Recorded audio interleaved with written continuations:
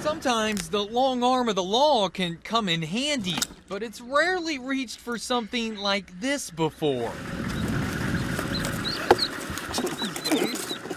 Hopefully I don't get in trouble for laying down on the job. That white wall? It all started when Tracy Toops went for a morning walk near Benner Park in Miamisburg and heard that unmistakable sound.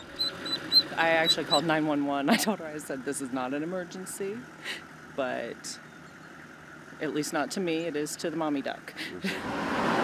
Sadly, Mom didn't make it.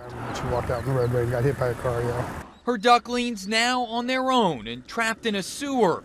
Their survival depending on a rescue team not afraid to get its hands dirty. 35 years.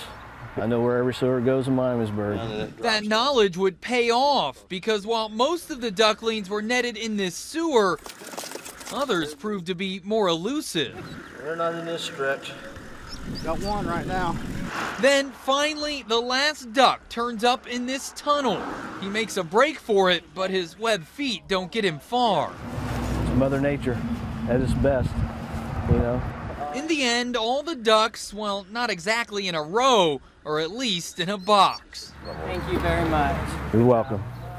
You're welcome. You're quite welcome. Soon they'll be headed for a new home. There's a lady in Bellbrook that has offered to take care of the ducks. She's certified to take the wild ducklings and raise them. All in a day's work for this quack team of rescuers. Another day and 35 years of working. You never know what you're going to run into.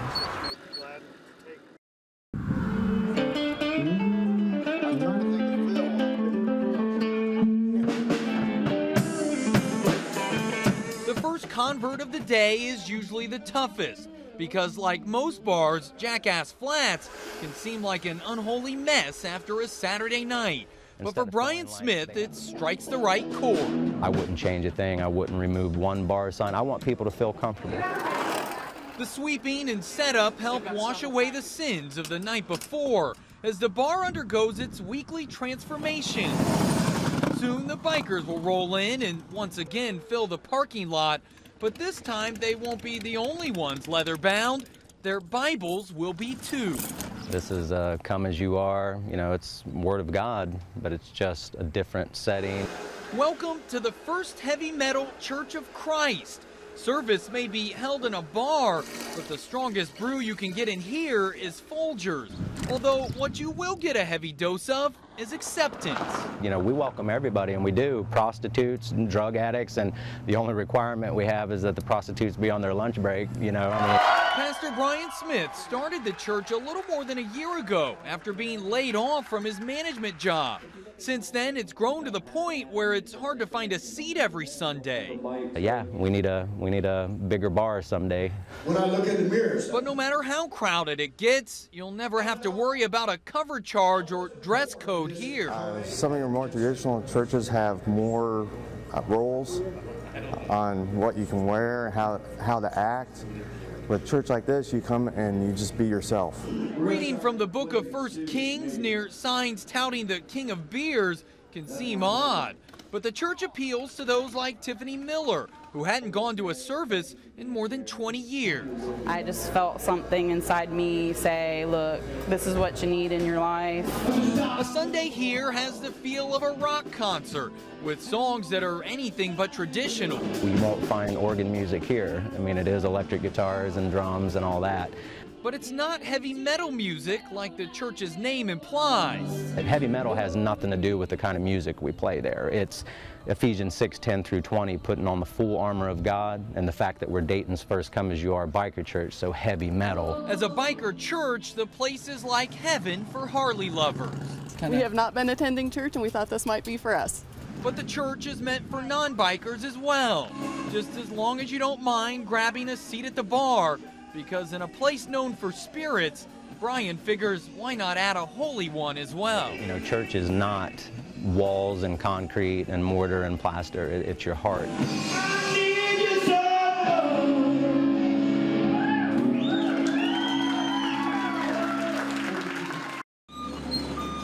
Game day arrives bright and sunny, the field almost ready. The pep talk prepared. We're going to go out and win. We're not going to try and hit any goalposts on the way out of this field. This was once the foundation of a major sporting event in Dayton. Now history will be made here once again. I can see the interest in this. Something about the place seemed to catch the eye of those who walked by it in Triangle Park. We always noticed it. We always noticed it. But they weren't the only ones, which is why soon this old building will be at Carillon Park. But getting it there will take the kind of drive even the best quarterbacks would envy. We'll be lucky if we get up to 1 mile an hour with it. So it just has to go slow and easy. The building was like a tackling dummy for years, storing lawn equipment. But in October of 1920, it was the locker room for the Dayton Triangles when they played in the first ever game of what would later become the National Football League. We hope once it gets to the park that it opens up a whole new audience for us. But first, they have to open up a few holes for this thing to run through. Like any good football team, the blockers were out in front, making sure nothing tripped it up. We got to get our wheels running straight when we're going up through here. Fans stood by and watched as crews made the run for daylight. It's pretty neat. But getting through downtown Dayton was a tight squeeze. It is pretty cool. We enjoy moving, history, old buildings and things like that. Those with Edwards house movers say this is actually one of the smaller backfields they've put in motion, but they're excited to see the aging veteran back in action. Pretty interesting moving these historical buildings because if you don't know where you came from, how do you know where you're going? This team knows exactly where it's going. After more than an hour, it reaches the end zone with no one's bell being rung, unless you count the one at Carillon Park.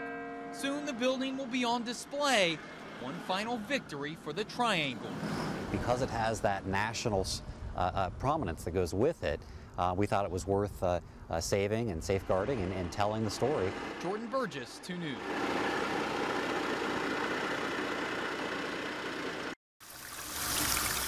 In the early morning hours, normally the sound you hear coming from this Springboro home is the gentle flowing of a water fountain.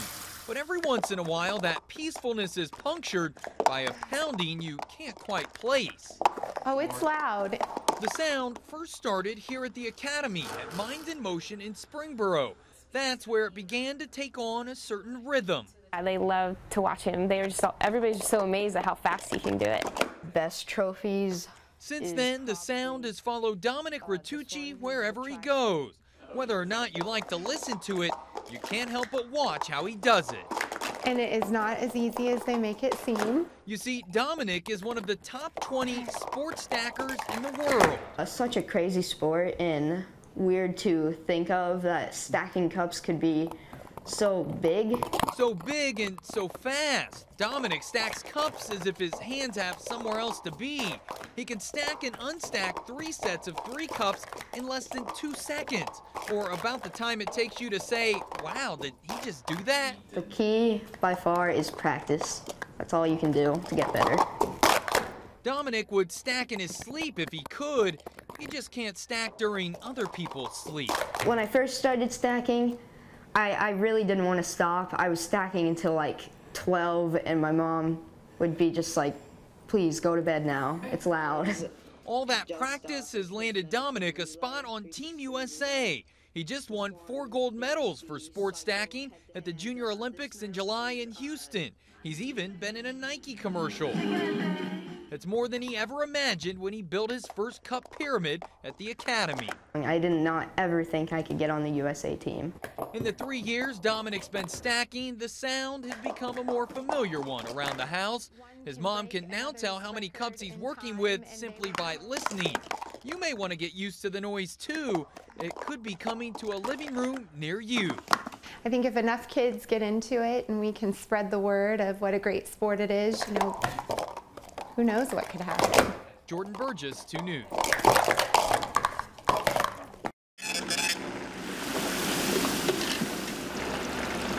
That's what we're known for, is the chicken.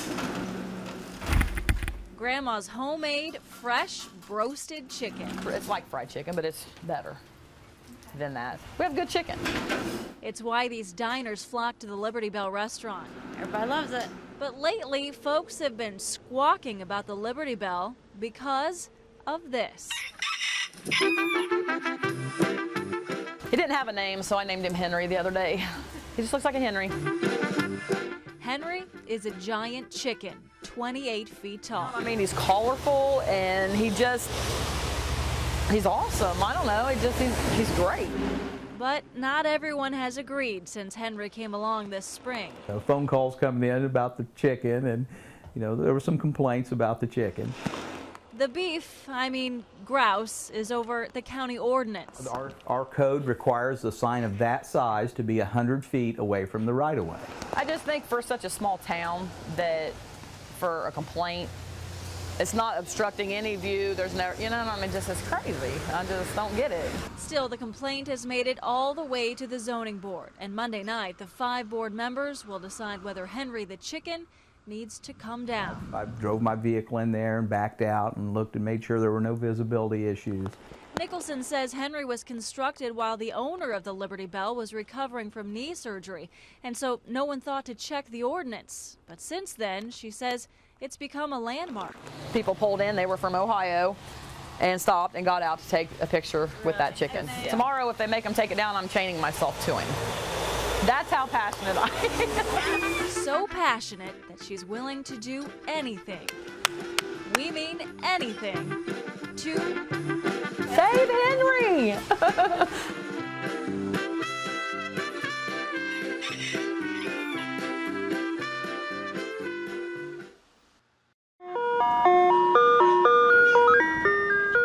You can hear them coming before you ever see them. What you got to do is you got to turn it way up, and then when you see them, you turn it way down. So that's the judicial use of an ice cream truck music box.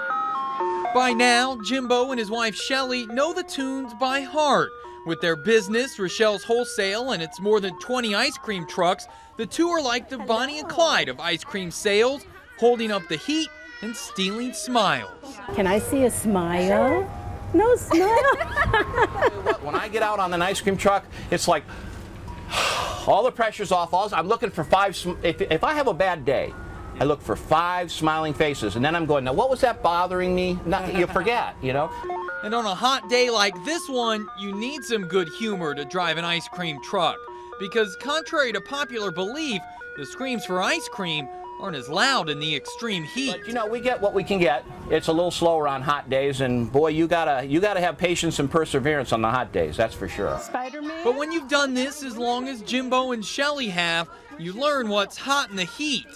This is a good item. Snow cones, they sell very well. And where to go to get the scoop. So you have to do things like go to daycares, businesses, gas stations, muffler shops, and you just say, hey, want one? And then it's impulse sales. Shelly and Jimbo have been selling popsicles since long before Dora the Explorer's face ever graced one. Show me which one. Dora? All right, okay. But while the faces change, some things never do. They get that ice cream, and then they're happy. They do their happy dance. So. Because for a couple who can attribute their longevity to push-ups, thank you. Say thank you. Moments like this are the things they're best at serving up. So I like to say we share memories 1 ice cream bar at a time. And that works very well. That's what it's all about.